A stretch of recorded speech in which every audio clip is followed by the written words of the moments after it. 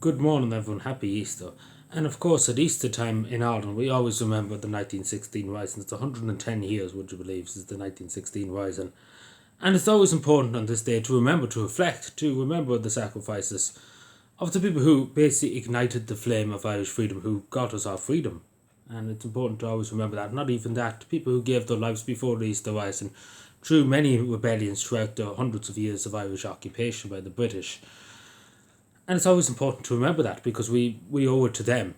As us 110 years later, we owe it to them for our freedom, for our sovereignty, for our independence. We owe it to them. They didn't do it for themselves. They didn't do it for money, for anything. They done it for love of Ireland. And we should always remember what they did. Because today, and again, this is the sad thing, we always have to bring up about today in Ireland, unfortunately. That what they fought for, a lot of what they fought for, it's been squandered. It's been thrown to the side. It's been thrown away. And we see this within our government. They want to undermine, they want to get rid of the GPO. They hate everything to do with Irish sovereignty, Irish independence. And it's so an unfortunate thing to have to say, because it would have been unthinkable to say in the 50s, in the 60s, that the Irish government would hate their own history, hate their own people. But it's unfortunately the reality in modern Ireland. And I have to say it honestly, and I say this honestly to people, it is the reality. Because we see what they want to do with the GPO, we see what they've done with Boland's Mill, places that have significant. We see Moore Street, what they do with Moore Street, they want to knock it all down.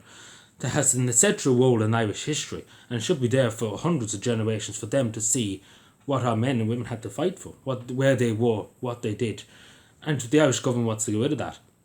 And we see even Fianna Gael and Fianna Fáil what they wanted to do a few years ago, commemorate the Black and Tans, the people who terrorised, killed tons of innocent Irish people, burned places, cities to the ground, and they want to celebrate them.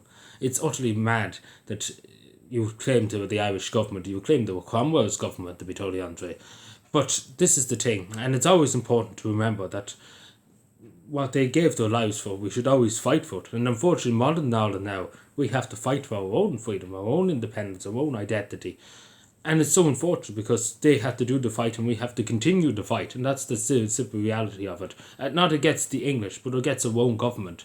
Because it's our own government who's out to suppress this. It's just simply the facts. They hate the whole identity as a state. They hate everything to do with the state. They hate the backwards looking idea of sovereignty. But it's always important to remember. And it's always important to reflect. And unfortunately we have to talk about it because these men and women who gave their lives during the 1960s, the War of Independence, who gave their lives so that Ireland could be free, not that they could get money or riches, etc. They only cared about Ireland being free, so their children could live in a free republic, a free sovereign republic. And unfortunately, modern Ireland, that has been gone. It's gone, it's simple as that, unfortunately. But we won't let it go. We won't let the government away with it. We will never let the government away with it. And it's simple as that, we won't give up on our country. And I say this to every Irish person, we won't give up on our country. Too many Irish people had to give their lives so Ireland could be free. And we owe it to them. We owe it to the children that are not even born today, in 110 years' time, that they living in Ireland that appreciates what these men and what these women did for us, not for them, for us. And it's always important, again, and how we do that is making the government listen. And that's as simple as making them listen, because it's absolutely extraordinary that we have a government that hates the whole identity of the state, that hates everything to do with Ireland, that hates everything to do with the backwards looking idea of sovereignty. And sovereignty meant a lot to the people in the 1916 Rising. They said it 3 times in the proclamation that the Irish people have the right to self-determination, have the right to sovereignty, and basically choose their own part. Not any other country to tell us what to do and how to do it and when to do it, but the Irish people alone have the right to their sovereignty and independence, and of course the ownership of Ireland, which is true because Ireland does belong to the Irish, and if that's far-right extremist, so be it. But as poetry piece, Ireland belongs to the Irish, and it does. It really, really does. And it's the same with any other country. Belgium belongs to the Belgium, Netherlands belongs to the people of the Netherlands. It's just a simple fact, and that's not far right and racist. Many people give their lives for that belief, that Ireland someday will belong to the Irish, not to the British, not to anybody else, but to the Irish. And I don't apologise for that. I don't apologise because that's what people give their lives for. Sacrifice, give up everything. So that could be held in a belief. So that one day could be reality. One day could be the truth. And not an ideal, but the truth. But an idea is bigger than the truth, in a way too. But what I want to say to people is, and again, unfortunately, I have to always bring it up about the modern day Ireland. And unfortunately, modern day Ireland is not much better than years ago, unfortunately.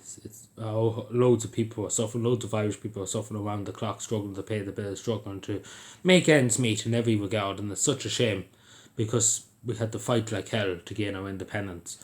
And it's sad that it has been squandered in a lot of cases, but we owe it to fight every day to make sure that we make the best Ireland possible for our citizens, for our country, for people who gave their lives so we could be free, so we could have opportunities, so we could have a free state, so we could have opportunities and belief in ourselves above all else, and to pursue our own happiness and prosperity as a nation.